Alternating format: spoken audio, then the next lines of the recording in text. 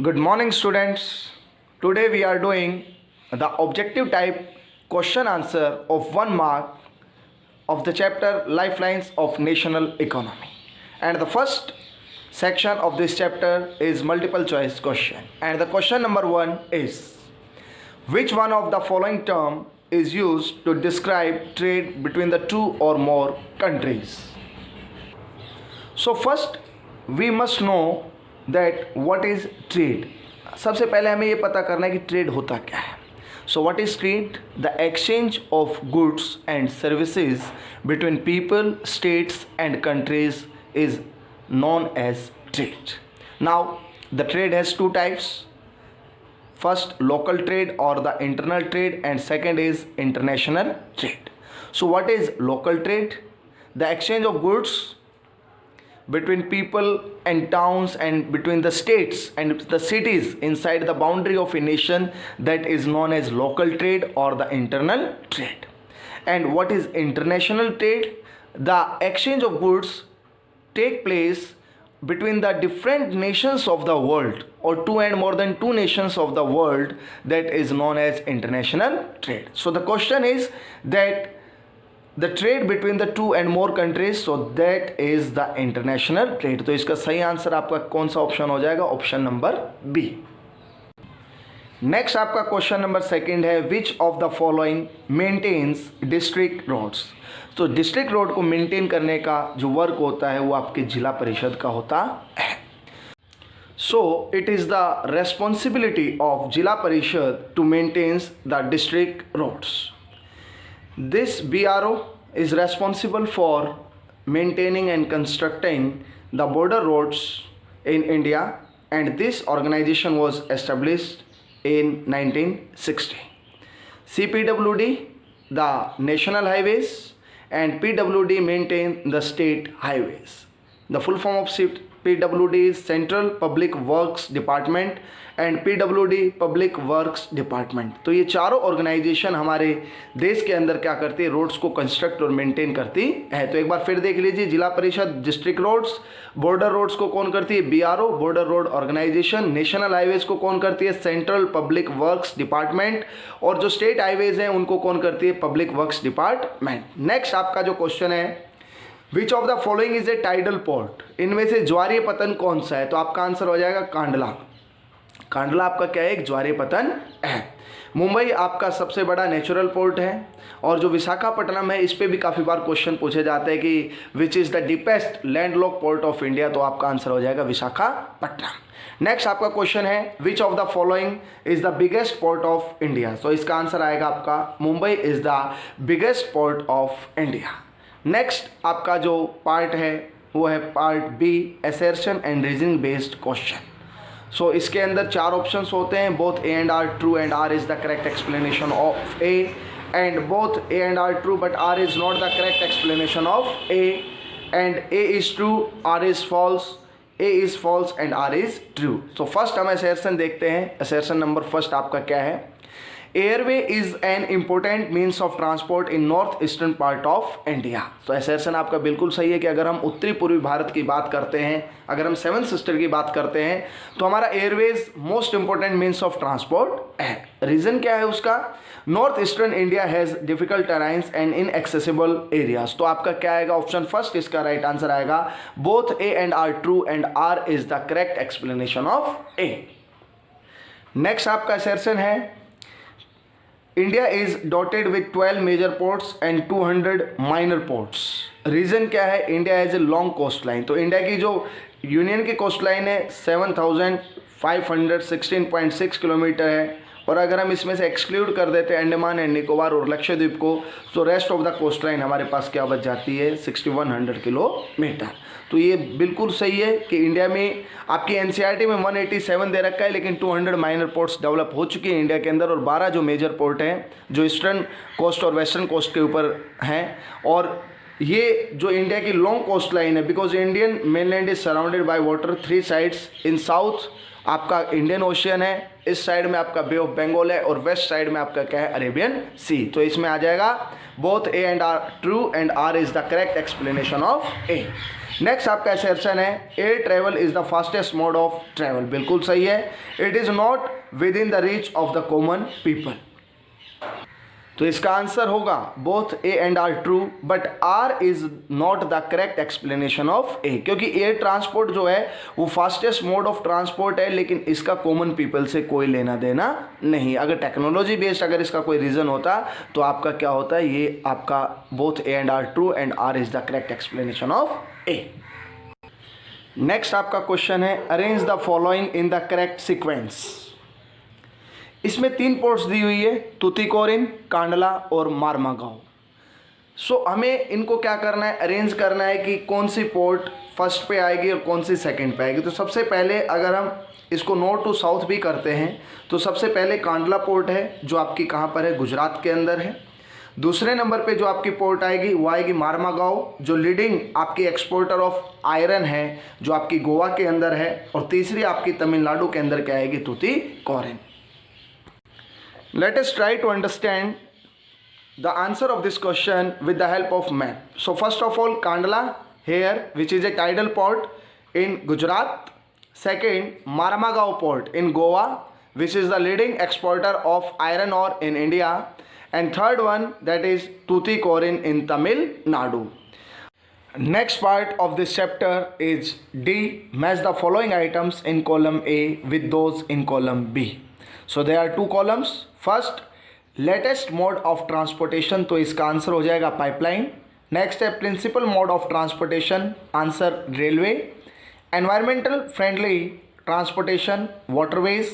And fastest way of transport, that is the airways. Next आपका column है column A and column B. Chhatrapati Shivaji, ये आपका कहाँ है, मुंबई में है। ये इंटरनेशनल एयरपोर्ट्स दिए गए हैं। मीनमबक्कम ये आपका चेन्नई में है। नेताजी सुभाष चंद्र बोस आपका कोलकाता के अंदर है। और इंदिरा गांधी इंटरनेशनल जो एयरपोर्ट है वो आपका दिल्ली के अंदर है। मैंने चैप्टर 7 की जो वीडियो है मैप वर्क की वो ऑलरेडी बना रखी है, आप चैनल पे जाके इसको क्या कर सकते हैं, इसकी लोकेशन को देख सकते हैं। नेक्स्ट पार्ट आता है E part, correct the following statement and rewrite. So first that is railway is a fuel efficient and environment friendly mode of transport. तो इसमें रेलवे की जगह पर अभी हमने मैचअप्स में क्या किया कि यहाँ पर वाटरवे आएगा, because waterway is a fuel efficient and environment friendly mode of transport.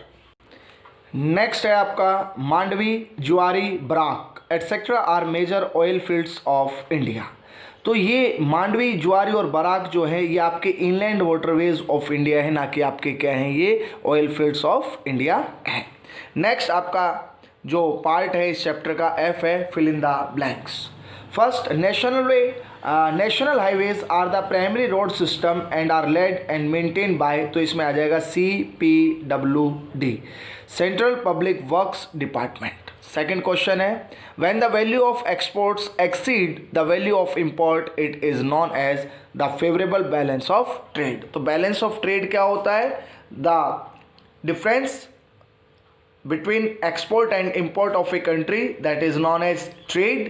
When it is favorable, when the value of export exceed then the value of import, but when the value of import is exceed then the value of export, it is known as unfavorable balance of trade, and India is the example of unfavorable balance of trade.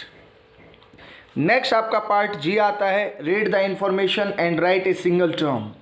The exchange of goods between people, states and countries is known as trade. Next question. These corridors have been constructed to connect mega cities of India. So this is the Golden Quadrilateral Super Highways which is connected the mega cities from Delhi to Mumbai, Mumbai to Chennai, Chennai to Kolkata and Kolkata to Delhi.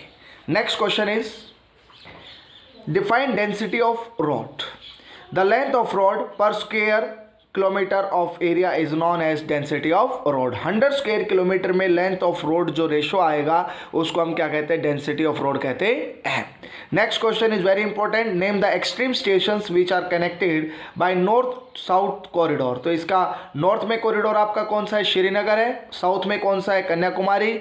East और waste अगर आपका आ जाए तो पोरबंदर जो गुजरात के अंदर है, और सिलचर आपका कहाँ आ जाएगा, आसाम के अंदर। These are the remote areas These are the extreme stations which are connected by the corridor or by the landways. Roadways भी हम इसे कह सकते हैं. नेक्स्ट क्वेश्चन है, name the state where the following ports are located. तो Mormugao which is the leading exporter port of iron, ये आपकी कहाँ पर है, गोवा के अंदर है. न्यू मैंगलोर आपकी कहाँ पर है, कर्नाटक, जहाँ से आपका कुद्रेमुख, ये ध्यान रखना है कि कुद्रेमुख जो 100% आयरन एक्सपोर्टेड माइन है आपकी कर्नाटक के अंदर, उसका जो भी आयरन होता है वो न्यू मैंगलोर से क्या होता है, एक्सपोर्ट होता है. पारादीप जो ओडिशा के अंदर है, और तूतीकोरिन आपकी कहाँ है, तमिलनाडु. नेक्स्ट क्वेश्चन है, name any 2 ports of west coast of India. तो वेस्ट कोस्ट पे आपकी मुंबई है और कौन सी है, कांडला है. Name any 2 ports of east coast, तो आपकी हल्दिया आ जाएगी और आपकी कौन सी आ जाएगी, पारादीप. नेक्स्ट क्वेश्चन है, what is trade.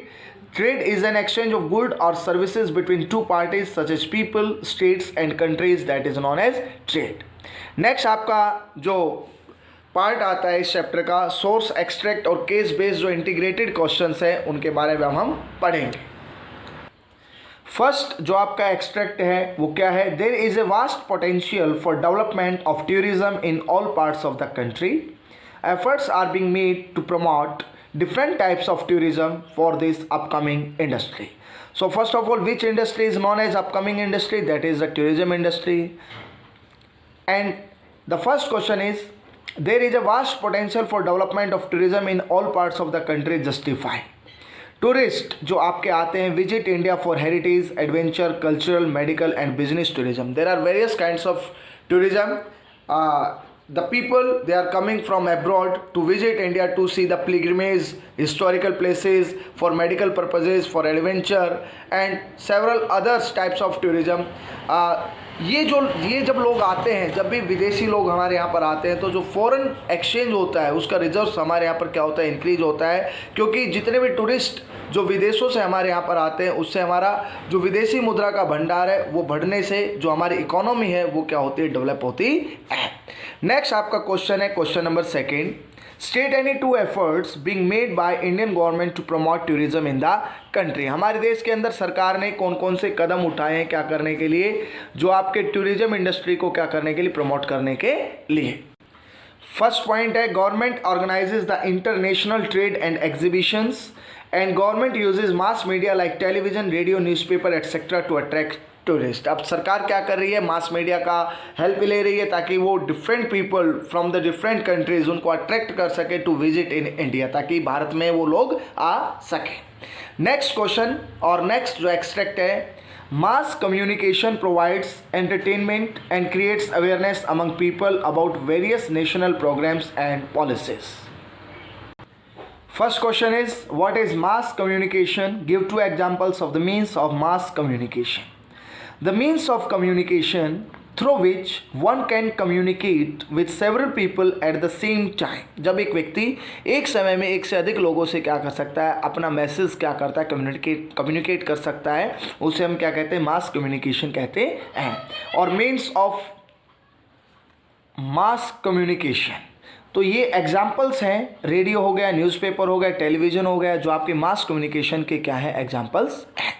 Next question आता है, means of communication strengthen the flow of information.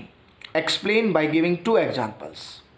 Government uses different media like TV, radio to inform people about its new policies, plans and programmes. सरकारें आज mass communication या means of communication का क्या कर रही है, इस्तेमाल कर रही है ताकि वो लोगों को अपनी योजनाओं के बारे में, अपने प्लान्स, प्रोग्राम्स, नीतियों के बारे में क्या कर सके, अवेयर कर सके, उन्हें जागरूक कर सके. Through different means of communication people conveys its demand and grievances to the government. और इन्हीं कम्युनिकेशन मीन्स के माध्यम से लोग अपनी जो क्या है मुश्किलें हैं, जो उनकी मांग है, उनको किससे अवगत करा सकते हैं, गवर्नमेंट को अवगत करा सकते हैं. सो कम्युनिकेशन जो होता है काफ़ी हेल्पफुल होता है for solving the problem. Next जो आपका एक्सट्रैक्ट है, 3rd, it is related with planning. Planning is widely accepted strategy for judicious use of resources. It has importance in a country like India, which has enormous diversity in the availability of resources. Bharat जैसे देश के अंदर planning और भी important हो जाती है क्योंकि there are some regions which are very resourceful but some are not. There are regions which are rich in certain types of resources but are deficient in some other resources. There are some regions which can be considered self-sufficient in terms of availability of resources, and there are some regions which have acute shortage of some vital resources. So first of all, the first question is, what is resource planning? Resource planning is a technique or skill of proper utilization of resources. How can we utilize our resources in a proper manner? That skill is known as resource planning. Next question क्या है? There are some regions of India which can be considered self-sufficient in terms of availability of resources, and there are some which have acute shortage of some vital resources. Give 2 examples to justify your statement. अपनी statement को justify करें कि कुछ regions ऐसे हैं जहाँ पर proper आपका क्या मिलता है, मिनरल्स मिलता है, प्रॉपर एक रिच रिसोर्स मिलता है, और कुछ ऐसे रीजन्स हैं जो उसी दूसरे मामले के अंदर काफ़ी क्या होते हैं, पीछे होते हैं. जैसे फर्स्ट आपका एग्जांपल मैं आपको दे देता हूँ कि थार डेजर्ट जो है राजस्थान का, वो सोलर एनर्जी के मामले में काफ़ी ज़्यादा क्या है, रिसोर्सफुल है, लेकिन जब हम बात करते हैं वाटर रिसोर्स की तो वो वहाँ पर नहीं है. अगर लद्दाख की बात करें तो लद्दाख में भी एक कल्चरल हेरिटेज है, बट वहाँ पर वाटर और जो इंफ्रास्ट्रक्चरल डेवलपमेंट है वो बहुत कम है. अगर हम अपने नॉर्दर्न प्लेन्स की बात करें तो यहाँ पर सबसे फर्टाइल लैंड जो है, रिच सॉइल कवर हमारे यहाँ पर है, लेकिन यहाँ पर जो मिनरल्स हैं वो नहीं पाए जाते हैं. अगर हम बात करें छोटा नागपुर प्लेटू की तो वहाँ पर इंफ्रास्ट्रक्चरल डेवलपमेंट काफ़ी लो लेवल का है, लेकिन वहाँ पर मोस्टली आपके जो मिनरल्स हैं वो आपके छोटा नागपुर प्लेटू के अंदर पाए जाते हैं. तो फर्स्ट इसका जो पॉइंट हो सकता है वो क्या है, Rajasthan is rich in solar and wind energy, lacks in water resources. And second है, Ladakh has rich cultural heritage but lacks water and other infrastructural development. So dear students, today we discuss the most important objective type question of chapter 7, the lifelines of national economy. You should learn every question from this video. Like this video and subscribe my channel. Thank you and have a nice day.